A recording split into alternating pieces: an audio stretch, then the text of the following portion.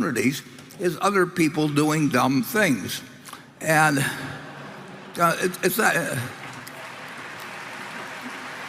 And I would say that, well, the 58 years we've been running Berkshire, I would say there's been a great increase in the number of people doing dumb things, and they do big dumb things. And the reason they do it to some extent is because they can get money from other people so much easier than when we started. So you could start 10 or 15 dumb insurance companies in the last 10 years, and you could become rich if you were adroit at it, whether the business succeeded or not, and the underwriters got paid, and the lawyers got paid. And that creates, if that's done on a large scale, which it couldn't be done 58 years ago, you couldn't get the money to do some of the dumb things that we wanted to do, fortunately. So I think that investing has disappeared so much from this huge capitalistic market that anybody can play in, but that the big money is in selling other people ideas that isn't outperforming.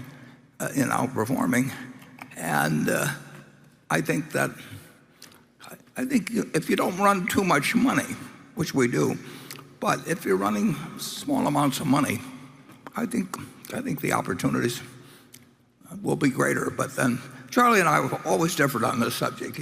He likes to tell me how gloomy the world is, and I like to tell him we'll find something. And so far we've both been kind of right. Charlie, wouldn't you? Will you budge an inch on that or not?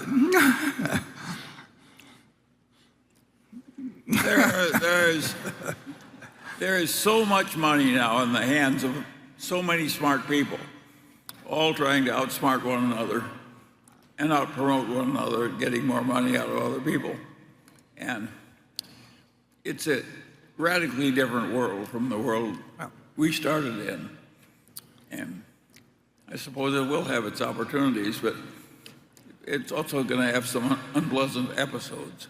But they're trying to outsmart each other in arenas that you don't have to play. I mean, if you look at that government bond market, the Treasury bill market, I mean, you've got this one bill that's out of line with the others. We bought over $3 billion of it the other day, but those are people.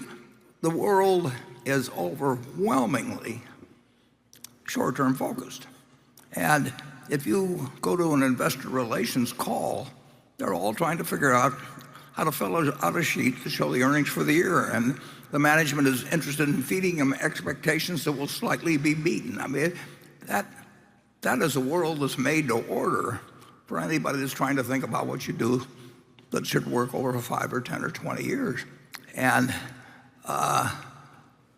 I just think that I would love to be born today and go out with not too much money and hopefully turn it into a lot of money.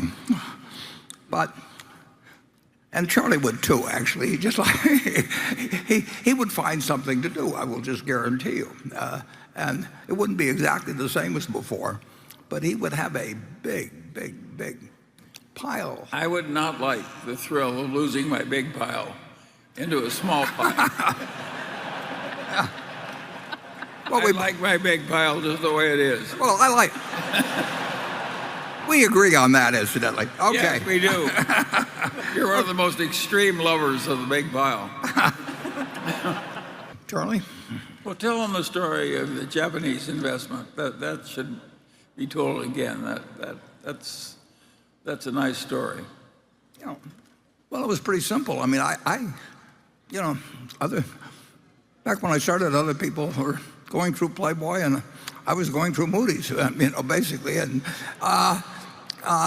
there's a movie out called Turn Every Page, which I saw again for the second time a couple of days ago, Lizzie Gottlieb, and I recommend everybody in this world watch that, because I turned every page in the past. And I did it for thousands and thousands of pages in Moody's, and I did it at the Department of Public Utilities in Boston. I did it in the insurance department. You just kept turning pages. Well, that goes on for for a while, but now we need big ideas in order to find things. And what was your question, Charlie? Tell them about the Japanese. Well, the Japanese thing was simple. I mean, I like looking at companies.